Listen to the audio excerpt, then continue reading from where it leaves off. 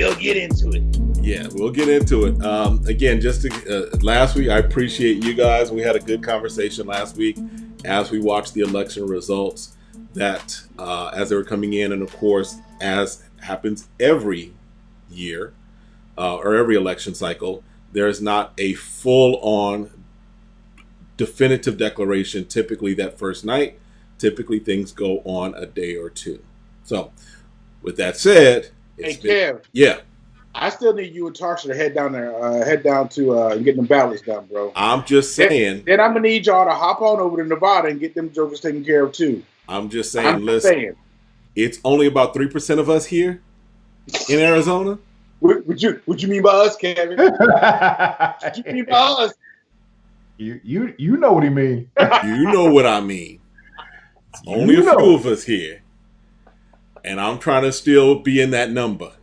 Yeah. Yes, sir. They getting it figured out. Listen, bro. I'm glad Pennsylvania did their job. So we can strap up, and I ain't talking about the word. Hey, it is open carry here. So we say it is fully open carry here. Oh, I ain't open carry. I ain't giving nobody a target. They ain't gonna know what's coming. My heat is solid. Hey, they don't see mine coming, bro. I'm just saying. I'm too big of a target. No. You don't know what I got. I'm just saying. All right, but as we have been watching in the news, it went back and forth. There are some states that are still counting, my state included.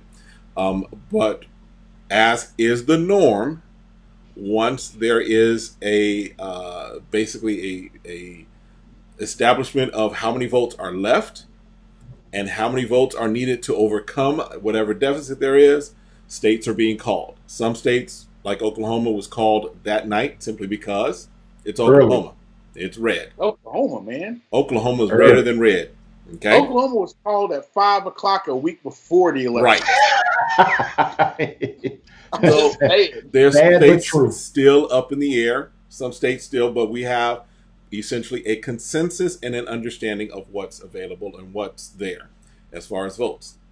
So, first question to you guys, and we'll jump into our tales of African angels and laughter a little later. Boy, I thought we were coming off the bat. Like, woo, here we go. But what do you think? Because that plays into this. But what are you thinking as far as the results? As far as especially this conversation that we're seeing about we still don't know, when everyone except for Trumpers basically are convinced that we have a president-elect and are moving accordingly.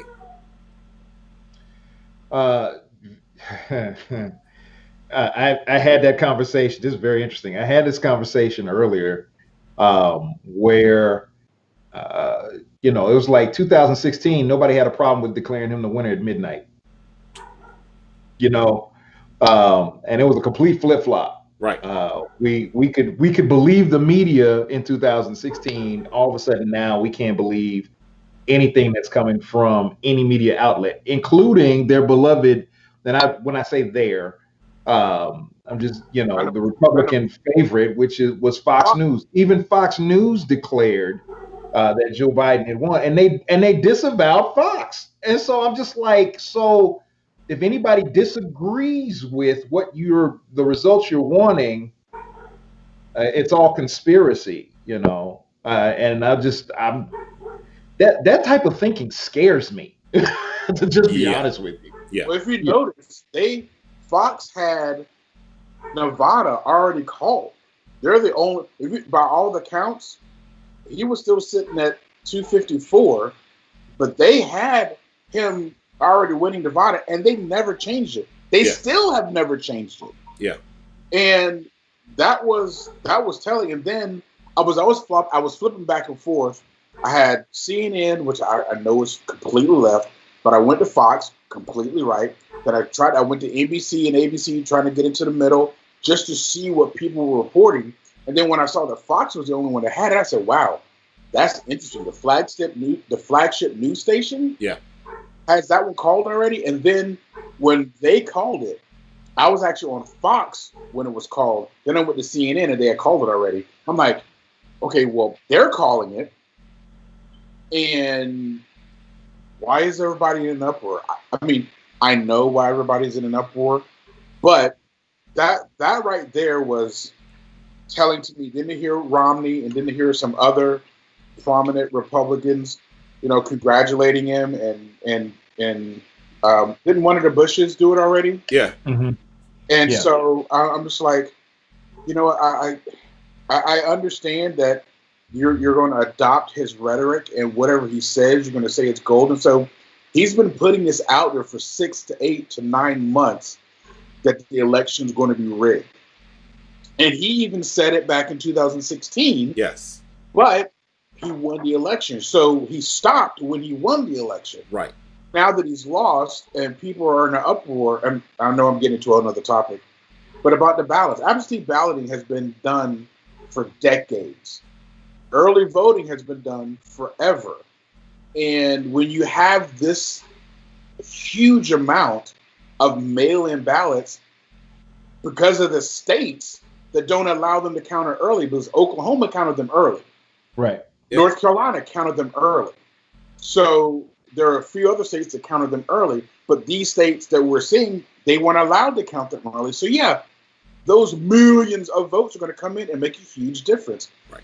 I don't see the issue in that. There's always been an issue with people on whether Democrat, Republican, Libertarian, I don't care who it is, Green Party. There's always been a sense of fraud, meaning dead people voting. That has always been an issue. It's how Chicago does it. Huh? It's how Chicago does it. It's the Chicago way. But it's all, I mean, I'm not saying it's right, but that's always been an issue.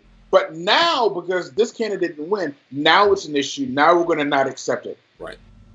We accepted it when the Bushes won. We accepted it when the Clintons won.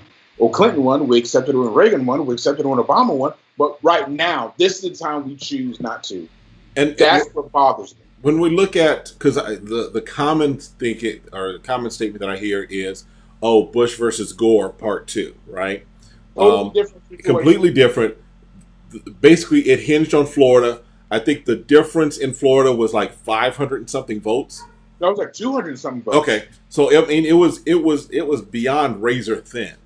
Oh, okay? It was super thin. We're talking about now the whole hanging shad issue. Yes, with the ballots that were just. So we've come beyond that, and now you've got states that went for Trump last time that now have swung back, and at a greater margin than they had when Trump won.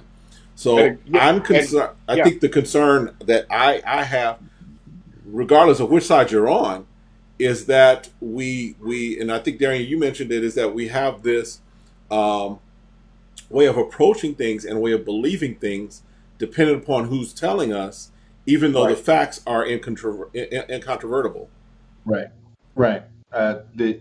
The conversation that I had earlier today, was basically I was getting my hand slapped for going along with the left rhetoric that the president-elect had been chosen when it's obvious that it's still up in the air. And this is literally what they said to me, obvious that it's still up in the air. And I'm like, no matter how you slice it, unless he starts losing states, which he's not, but unless he starts literally flipping states back, and we're talking a significant number of states, right?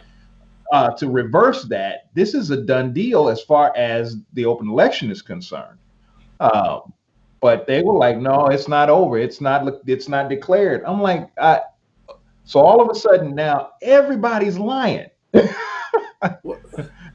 That, and then the other thing that is like, okay, if you want to say that there was fraud on the left and to negatively impact the right, why is McConnell still in office?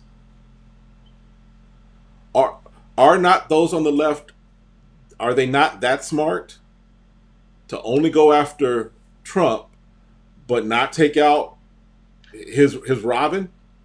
Well, and then don't forget, Aren't the governors in these close states Republican?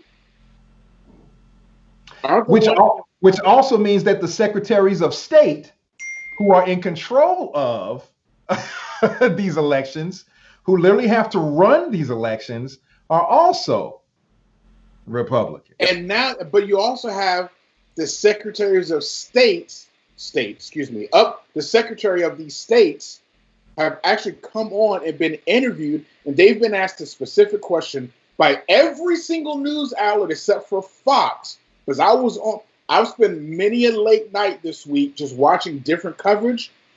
NBC, ABC, and CNN asked the Secretary of State, has there been any malfeasance? No. Mm-hmm. These are Republican Secretary of States. Not one time did I ever see it. I could have possibly missed it. Don't get me wrong. Right. I could have missed it. But as much as I was watching, as much as I heard from other channels, they didn't ask them that question at all because they didn't want to know the answer, which they already knew. Mm-hmm. It's more than common sense to me. Go ahead.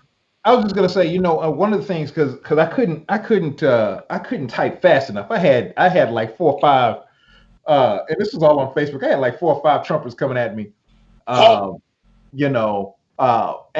they first of all they assumed I was Democrat. I wonder why, Darian. Which I didn't set them straight, because if you don't even have the decency to ask me. Mm-hmm. For you to assume that because I'm coming with the perspective that I'm coming, I could just be playing devil's advocate just to be having some fun right now. Right. But they assumed that I was Republican. I mean that I was Democrat. They assumed a lot. And I let them have it. But my thing was, and I asked this question: does anyone believe in the American democratic process anymore?